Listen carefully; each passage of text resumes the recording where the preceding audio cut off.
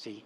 Así como en flashazos, ¿no? Y luego termina el capítulo 4 con el tema de la fe, precisamente, con la fe de aquel hombre pagano que viene a presentarle a Jesús una súplica a propósito de su hijo, ¿verdad? Entonces, y termina con el tema de la fe. Entonces, estos 4 primeros capítulos nos presentan a Cristo, no hay controversias, no hay nadie que esté en contra de Jesús, no hay nada. Simplemente es Jesús que se presenta. Viene el capítulo 5, que es muy similar al 6º. El capítulo 5 empieza con un milagro, el paralítico de la piscina de Betesda. Y después un largo discurso de Jesús sobre su relación con el Padre. Yo hago lo que he visto al Padre, yo digo lo que le he oído al Padre, etc. Mi Padre trabaja y por eso yo ya no es cierto, si no era Junior. Mi Padre trabaja y yo también trabajo, etc. Bueno, entonces, allí presenta. Y luego el capítulo 6, también hay 2 milagros, la multiplicación de los panes y el caminar sobre las aguas, pero allí ya hay, bueno, y todo viene todo el discurso, el más largo de todo el Evangelio, que se llama el discurso del pan de vida, se le ha llamado también discurso eucarístico, pero que ya tiene controversias. En ese momento, ya al paralítico que lleva al ex paralítico que lleva su camilla, le dicen, oye, ¿qué pasó? No te es lícito, es sábado, ¿verdad? Por cierto que hoy es sábado, ¿verdad? No debíamos de estar aquí. Si fuéramos judíos, pero no somos, del Antiguo Testamento. Entonces, y vienen las controversias, que termina también el capítulo 6 con el tema de la fe. Sí, Señor, ¿a quién iremos?, le dice Pedro. Tú solo tienes palabras de vida eterna. Porque Jesús les dice, ¿también quieren irse ustedes? Órale, ¿verdad? ¿A quién iremos? Es bonito, es muy interesante. Allí tenemos, luego llega los grandes capítulos de las controversias con Jesús. Capítulos 7, 8, 9, 10, 11 y 12, ¿sí? En la mayor parte de los casos, en el escenario del templo, en la mayor parte de los casos, en el contexto de alguna de las fiestas grandes de los judíos, que Jesús se presentaba en el templo. Se me pasaba, a propósito del templo, en el capítulo 1 también aparece la purificación del templo, donde Jesús se presenta como el nuevo templo, cuando echa a los vendedores, ¿no? Destruyan este templo y yo lo reconstruiré, ¿sí? Es el capítulo 1. Entonces, es el nuevo templo, así se presenta también, ¿verdad?, en el Evangelio. Y después encontramos todos estos capítulos de mucha controversia, ¿no?, que muchos autores han llamado los capítulos de la incredulidad, ¿verdad? Controversias con Jesús, en específico, por ejemplo, después del capítulo 7 y 8, que son controversias sobre distintos temas, viene este tema del capítulo 9, que viene siendo como un juicio a Jesús a propósito de la curación del ciego de nacimiento, ¿verdad?, que Jesús lo cura y él no lo ha visto, lo manda a la piscina de Siloé, y cuando regresa le hacen un juicio, a ver, dinos, ¿qué te hizo? ¿Cómo te hizo? ¿Qué? ¿Por qué? ¿Cómo? Etcétera, etcétera. Y las respuestas de aquel hombre son de una tranquilidad, de una serenidad y de una lógica impresionantes, ¿verdad? Pero a través de eso están juzgando a Jesús. Jesús es culpable de ir, según ellos, en contra de la ley. Sabemos que es un pecador. ¿Cómo saben, verdad? Yo no sé. Yo lo único que sé es que un pecador no hace lo que me hizo, ¿verdad? Y total, termina encontrándose con Jesús, crees, y postrándose le adora. La fe, ¿sí? Capítulo 10. Después habla del 9. En el capítulo 10 habla de la mujer adúltera, ¿verdad?, como una escena, y después habla del buen pastor, etc. Son capítulos en los que se presenta de una manera también muy especial la doctrina propia de Jesús. El capítulo 9 al 18, que es lo que se llama la subida a Jerusalén, para allí condensar toda la enseñanza de Jesús, que lo presentan así, como el gran maestro. En estos capítulos San Juan se preocupa por los temas que él quería dar a conocer a propósito de la doctrina de Jesús en medio de las controversias. Y empieza esa controversia de que se va cada vez como cerrando el cerco en torno a Jesús. Y se hace una boruca impresionante Jesús ya no puede entrar fácilmente a Jerusalén, al templo, etcétera, etcétera. Se hace una boruca espantosa, ahí es cuando habla de que cuando sea levantado lo atraerá todo hacia él, etcétera, etcétera. Y de repente como que el evangelista cierra la puerta y se queda un silencio extraordinario. Y empieza el libro de los signos, que entonces tenemos toda la escena de la última cena que no nos narra la institución de la Eucaristía, pero nos narra todo el testamento de Jesús. Y empieza con una frase preciosa: habiendo amado a los suyos, los amó hasta el extremo. Libro de la gloria, manifestación del amor de Jesús. ¿Sí? Y ahí empieza. Y entonces empieza la escena del lavatorio, que es preciosa, con el bueno de Pedro, siempre testarudo y bueno, generoso, amigo de Jesús. Entonces, allí es donde nos da los grandes temas de la vida cristiana, de la espiritualidad de la vida cristiana, que primero es el amor, ¿sí? Un solo mandamiento, que se amen los unos a los otros. Antes había 10, ahora hay uno, nada más, ¿verdad? Entonces, ese tipo de situaciones donde nos habla del envío del Espíritu Santo, pero lo hace ya en un ambiente de intimidad. Está hablando con sus amigos, ya no los llamo amigos, ya no los llamo siervos, yo los llamo amigos, son mis enemigos, son mis amigos, etcétera, ¿no? Y luego tenemos el extraordinario capítulo 17, que empieza: Padre, ha llegado la hora. Es el momento de la hora, ¿sí? La hora es el momento de la glorificación, no solo el momento de la muerte de Cristo, sino el momento de la glorificación, de la manifestación de su amor. Y allí entra pues la muerte, la resurrección también, por supuesto. Entonces, dedica el capítulo 17, que le han llamado la oración sacerdotal de Jesús, que está perfectamente bien estructurada desde el punto de vista lingüístico, ¿verdad? Luego viene ya el tema de la pasión, capítulo 18 y 19, es la narración de todos los evangelios, la narración más larga y más detallada, que también la va presentando así como en escenas: la escena del prendimiento, la escena de ante Caifás, la escena ante Pilato, la escena de Jesús en camino de la cruz, Jesús en la crucifixión, el descendimiento de la cruz, la lanzada, y María al pie de la cruz. María al pie de la cruz lo vamos a ver ahorita, precisamente es uno de los capítulos o de los perícopas donde se habla de María específicamente. Viene después, del capítulo 19, que viene el capítulo 20, que también está estructurado muy bien, y prácticamente el capítulo 20 es donde termina el Evangelio. Allí tenemos 5 escenas. La primera escena es la tumba vacía. Magdalena, que ve la tumba vacía y va, les avisa a Pedro y a Juan y van, ¿verdad? Luego Magdalena, que no reconoce al Señor. Después la escena central, que es la aparición de Jesús a sus discípulos, estando a puertas cerradas. Después la aparición a Tomás, que se había ido a comprar chicles o alguna cosa así, no sé exactamente. Cuando vino Jesús, entonces no estaba, cuando se apareció Jesús. Y luego, donde también le dice: no seas incrédulo, sino creyente, sé fiel, la fe.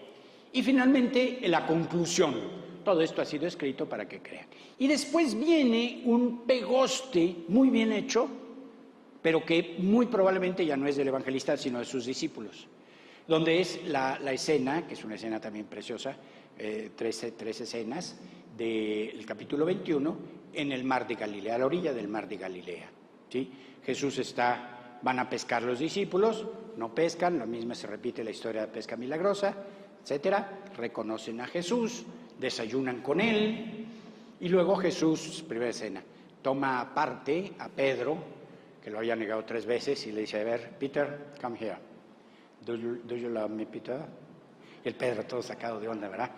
Fíjense, también ahí encontramos una cosa muy bonita, lo que decía yo a propósito de la pregunta que les hace Jesús a los discípulos al principio. No les hace preguntas así, ¿no? Directas. ¿Qué quieren? Y aquí, a Pedro, lo que le pregunta es por lo fundamental: ¿me amas? No le dice: a ver, Pedro, ¿qué te pasó, fregado? Tampoco lo disculpa. Pedrito, mira, yo entiendo, eres débil, eres testarudo, eres esto y lo otro. Te ofuscaste. Don't worry about that. No te preocupes, no empieza con eso. ¿Me amas? Y fíjense que es muy interesante, Pedro es bien sincero, bien honesto. Dice, tú sabes que te quiero. El Señor le utiliza un verbo así, agapao. El verbo agapao significa amar, es el amor supremo, el amor con el que Dios ama. Y Pedro le dice, Señor, yo te quiero. El verbo fileo, no fideo, ese es sopa. El fileo, de ahí viene filosofía, filantropía, etcétera, todo eso, ¿no?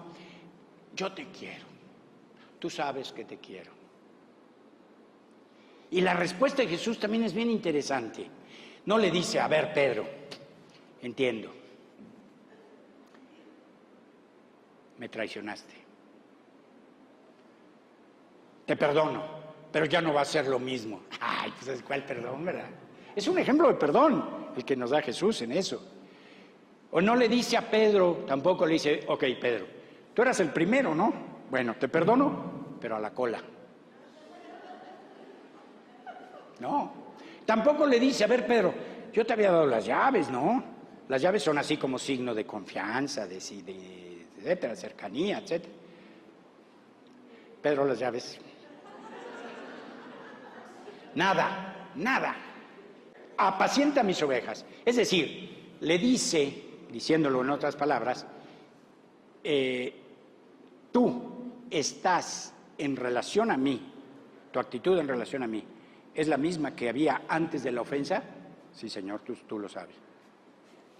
Mi posición respecto a ti es exactamente igual que la que había antes de la ofensa. ¿Qué les parece? Un ejemplo extraordinario de perdón. Y nosotros andamos disque perdonando y diciendo tonterías. Y termina con la escena de que si Jesús, si le pregunta a Pedro sobre Juan, precisamente el discípulo amado, ¿y este qué? ¿A ti qué te importa? Literal, le dice el Señor, ¿a ti qué te importa? ¿Sí? Si yo quiero que se quede hasta que yo regrese, ¿qué? Y dice ahí, entre los discípulos corrió el rumor de que no se iba a morir.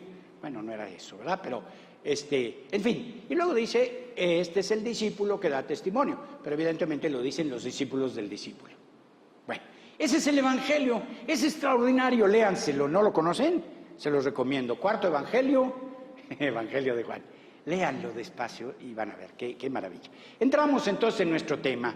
Y nuestro tema empieza indiscutiblemente en el prólogo. El Evangelio de Juan se encuentra, como ya les decía, estructurado por varios temas claves que se entrelazan formando un todo. El prólogo viene siendo como la obertura de una pieza musical. Tiene todos los temas, pero en chiquito, ¿verdad? Entonces, ya les decía, el tema principal es la encarnación del Verbo eterno, que es enviado por Dios al mundo. Vino al mundo, nos dice el prólogo, el Verbo eterno que estaba con Dios, el Verbo que era Dios, ¿verdad? El Verbo creador, sin él, por él fueron hechas todas las cosas, sin él no se hizo nada de cuanto ha sido hecho, etcétera. Es el Verbo que es enviado al mundo. Y entonces viene al mundo, y aquí encontramos ya el tema de la fe. Vino al mundo y el mundo no le conoció. Vino a los suyos y los suyos no le recibieron.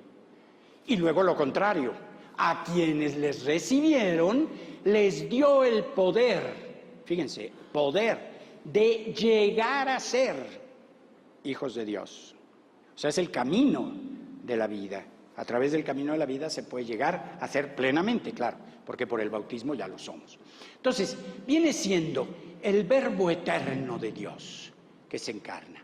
Es como la contemplación que hace, Juan es un gran contemplativo, la contemplación que hace de la encarnación.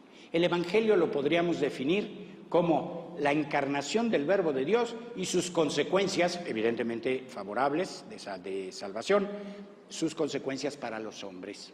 ¿Sí? Entonces todo el Evangelio es eso. Por eso, más adelante, en la primera carta, San Juan va a decir, San Juan va a decir en su carta, el que no confiese a Jesucristo venido en carne, o sea, encarnado, está fuera de la iglesia, es anatema. ¿Sí? Entonces, todos estos temas se entrelazan y habla de cumplir la voluntad del Padre, habla de la encarnación que se realiza no por la voluntad del hombre o de la sangre, sino por voluntad de Dios. Aquí nos vamos a fijar un poquito en base a algunos estudios que ha habido en torno a María, la Madre del Señor. Entonces empezamos con el prólogo del Evangelio, ¿sí? Ya vimos, todo el prólogo se estructura en esta forma y tenemos como, ¿qué dice? En la presentación de la palabra, el verbo, el logos eterno en griego, ¿verdad? Hay tres fases, tenemos tres fases. Son tres fases. La primera fase es la preexistencia del verbo eterno. Los primeros versículos, en el principio es así muy solemne, ¿no? En el principio estaba el verbo, era el verbo estaba en Dios y el verbo era Dios. Habla de la plena comunión del verbo con Dios, con el Padre. Se afirma su eternidad, su personalidad y la divinidad del Logos y su carácter revelador y salvador. Y de eso nos dice, ese verbo encarnado que estaba con Dios, viene a nosotros y se convierte en luz y vida para los hombres. Ese es un tema que después va a aparecer, pero yo soy la luz del mundo, etcétera. Yo soy el camino, la verdad y la vida, etcétera, ¿no? Pero así se presenta. Luego se habla de su entrada en el mundo de los hombres. Entonces, el verbo eterno entra en el mundo de los hombres. La presencia del verbo está confirmada. Fíjense que esto es un dato muy importante. Esta presencia no es un cuentito. Y entre otras cosas está confirmada por, ahí está, ya aparece, a ver si. Está confirmada por el testimonio, y aquí volvemos al tema del testimonio, el testimonio del Bautista, ¿no? Egeneto antropos apestalmenos parate hubo nomautos Johannes. Dice, hubo un hombre enviado por Dios llamado Juan. Él vino a dar testimonio de la luz, él no era la luz, ¿sí? Entonces, la palabra coloca al hombre ante una situación de aceptación o de rechazo, ¿sí? No hay de otra. Entonces, esta aceptación o rechazo vino al mundo, el mundo no lo conoció, vino a los suyos y no lo recibieron, ¿sí? Y entonces, el planteamiento favorable es la aceptación. Aceptar la palabra es la fe, la auténtica fe. Bien, entonces, la fe es aceptación y al mismo tiempo, como es aceptación personal del que es hijo de Dios, es lo que nos convierte en hijos de Dios. La fe no nomás es una cuestión de yo creo, esto es verdad, de acuerdo, no hay problema, adelante. No, esta fe en el Hijo de Dios me hace a mí hijo de Dios. Les dio el poder de llegar a ser hijos de Dios. Y la tercera parte, podemos hablar entonces ya de la encarnación, donde dice el verbo se hizo carne y habitó entre nosotros, hemos visto su gloria, ¿verdad? Entra en la historia humana y se convierte entonces en uno de nosotros. Y esto se realiza no por la voluntad del hombre, sino por la voluntad de Dios. Y allí después nos dice que de Él vamos a recibir, es la segunda parte del prólogo, gracia sobre gracia, ¿verdad? Y nos habla de que el Verbo eterno que ha regresado al Padre, Él es el que nos ha contado todo, es el revelador del Padre, ¿verdad? ¿Qué encontramos? A ver si no se nos vuelve a trabar esta cosa. Sí. ¿Qué encontramos en el prólogo en relación a esto? La primera afirmación en relación, que se relaciona directamente con María, es que el Verbo eterno de Dios se ha hecho carne, ha tomado nuestra condición, ¿sí? Se ha hecho carne. Fíjense que es muy interesante que utiliza la palabra carne, no dice la palabra hombre. Antropos utiliza la palabra en griego sarx, carne, ¿sí? Es decir, ha tomado nuestra naturaleza humana. ¿De dónde la toma? De María.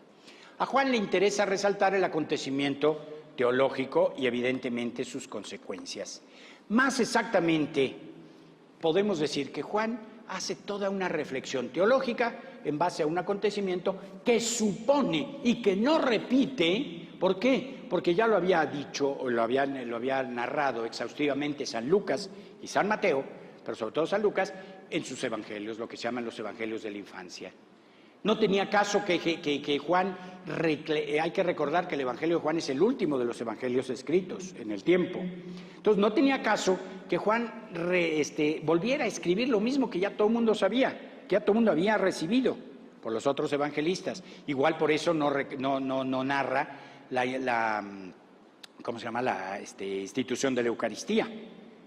Pero hace toda una reflexión teológica sobre eso. Y es lo que hace aquí en el prólogo. El Verbo eterno de Dios nace de la carne y esa carne la recibe, ni más ni menos, no hay de otra, que de su propia madre, María. Entonces, la teología de María la presenta como la hija predilecta del Padre, la más perfecta de todas las criaturas. En ella se anticipa todo lo que de los demás esperamos. En ella, que es llamada la llena de gracia por San Lucas, bueno, por el ángel en el Evangelio de Lucas, aquí es la que ha recibido la gracia sobre gracia, pero en plenitud, ¿verdad? Es aquella que ha aceptado a quienes lo recibieron, les dio el poder de ser hijos de Dios. ¿Qué nos está diciendo San Juan? Que la madre del Verbo eterno es nada menos que hija del Padre, hija predilecta del Padre. A María le alaba su parienta Isabel, dichosa tú que has creído. Y esto está en perfecta consonancia con el final del Evangelio. Dichosos, fíjense, una bienaventuranza. En San Juan hay dos bienaventuranzas. Dichosos serán ustedes si hacen lo que les he enseñado, la bienaventuranza del amor y la de la fe, la última.